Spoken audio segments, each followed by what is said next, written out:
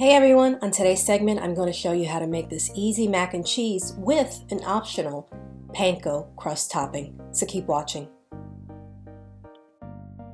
Add olive oil and salt to a pot of water and bring it to a full boil. Then add the macaroni and cook for 10 minutes. Drain the pasta and then set aside.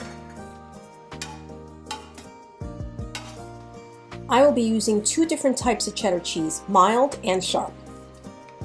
In a heavy bottom pot, melt 1 stick of butter.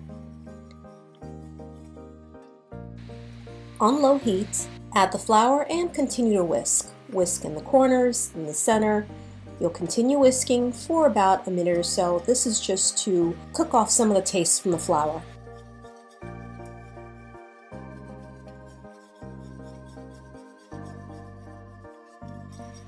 Slowly pour the milk as you're whisking. This is to temper the sauce, and the whole point of whisking is that you don't want any clumps in the sauce.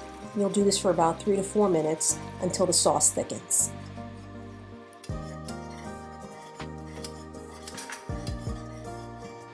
When the sauce has thickened, it should easily coat the back of a spoon.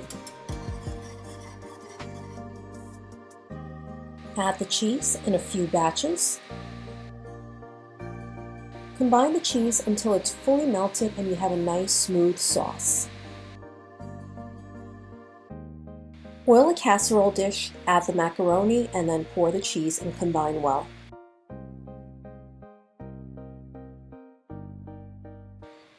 In a separate bowl, add the remaining cheese, the panko crumbs, and some olive oil, and combine well.